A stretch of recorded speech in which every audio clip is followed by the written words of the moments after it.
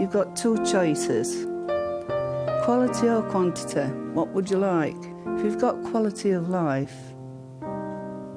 you've got everything you need. We're all going to die sometime, and I want to take as much time, while I'm here, I want to enjoy myself as much as I can.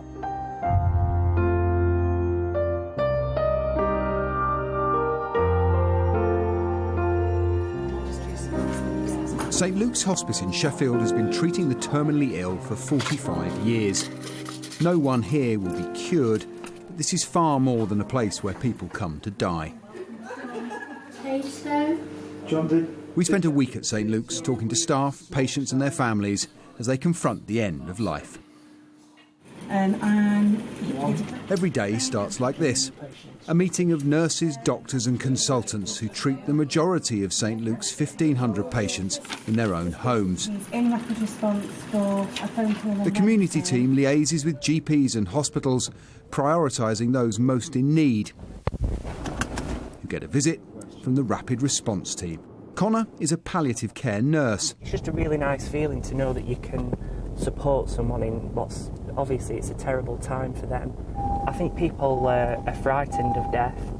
I think that we all know it's coming to us. It's one of the only certain things in life. But I don't think it's something that we tend to think about very much. We went with him to visit Jean Knight. She's gravely ill with cancer, but determined to remain at home with husband Richard. Hi, Jean. Yeah, sweetheart. All right. I'm good, thank you. How are you? I'm all right, darling. Nice to see you. The last few months since Christmas, I've gone down. You know what I mean? But it's just that it's come back everywhere. Practically riddled in it, really. It's in my brain, it's in my bones, it's in my spine, it's everywhere. You know what I mean? So it's just something that you learn to live with. You make that sound, you say that like people talk about having a headache. That's it. How do you stay that positive? You have to.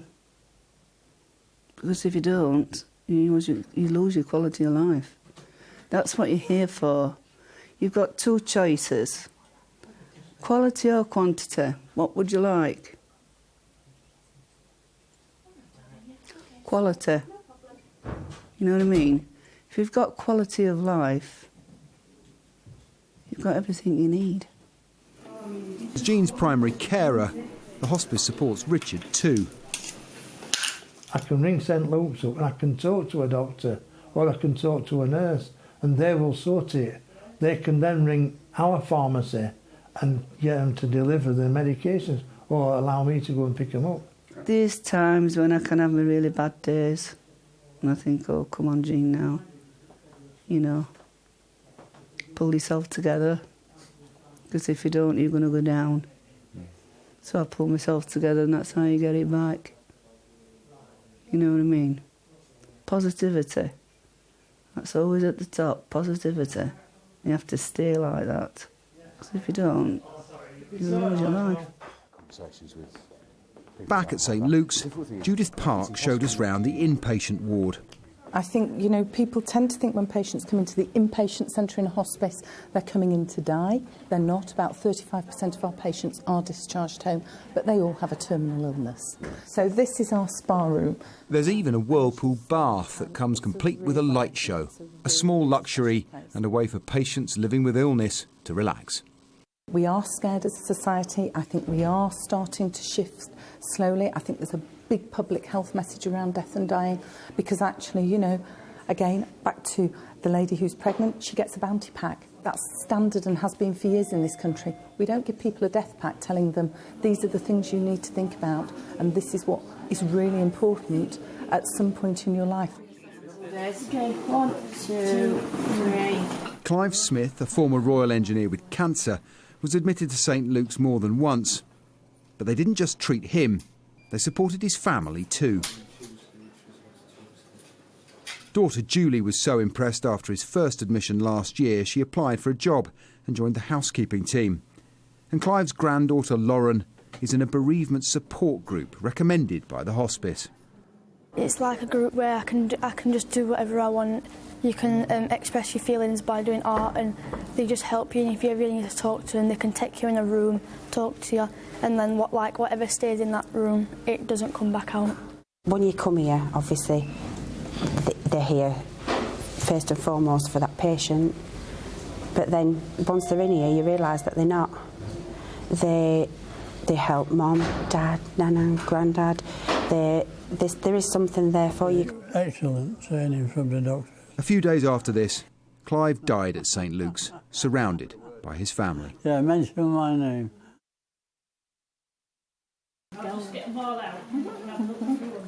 Most patients first come to St Luke's long before their conditions deteriorate.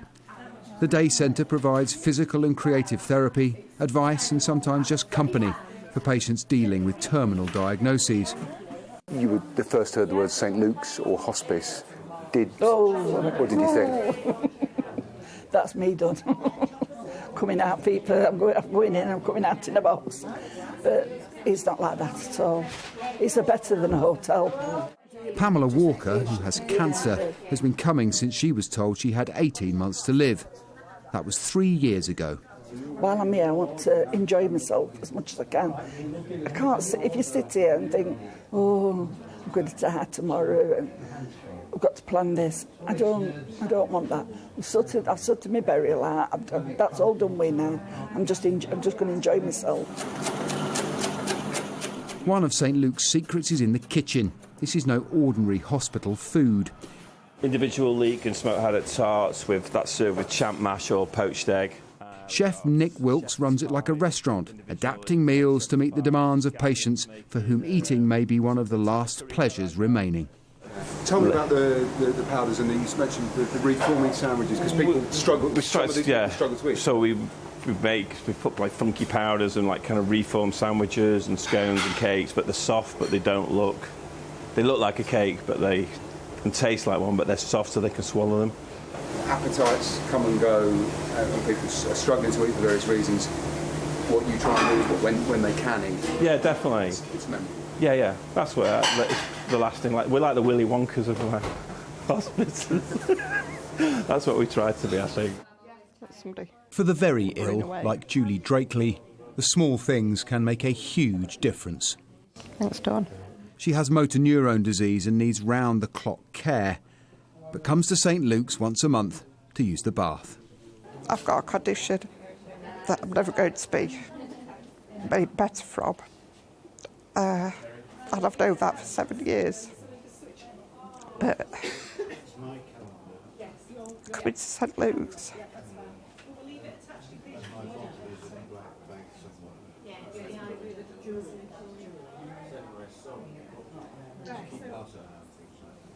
makes me realise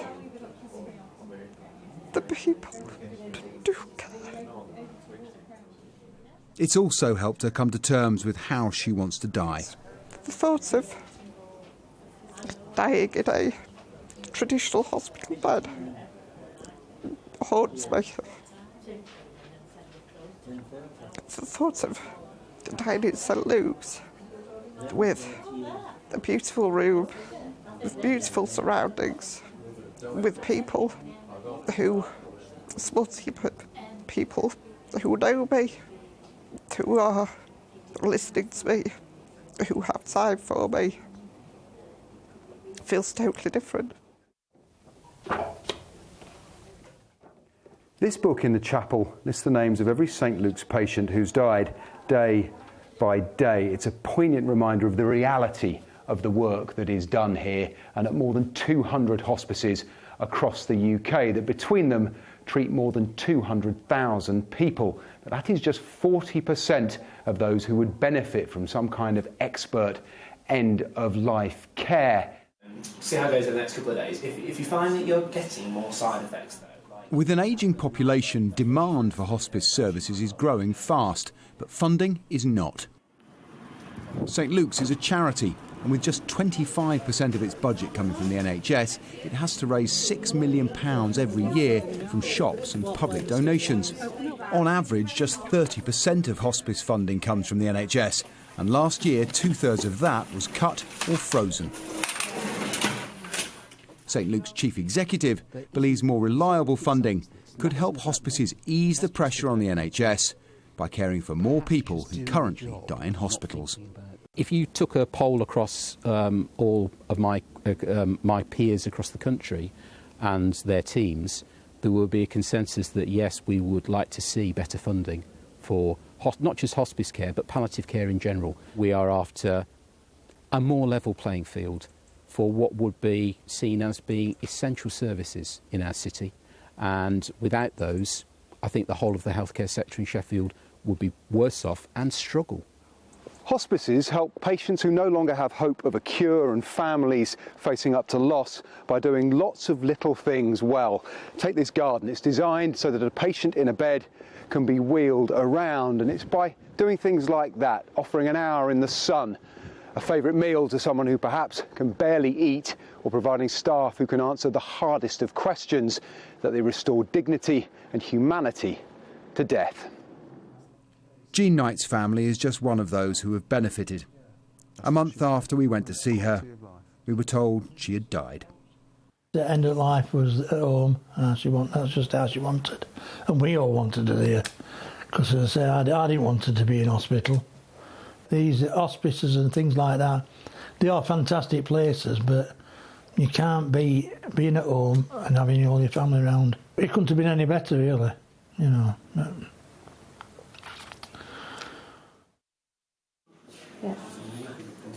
The NHS is supposed to carry us from cradle to grave, but it is often hospices like St Luke's that help complete the journey.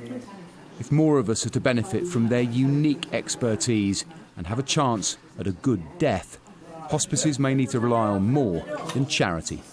Paul Kelso, Sky News.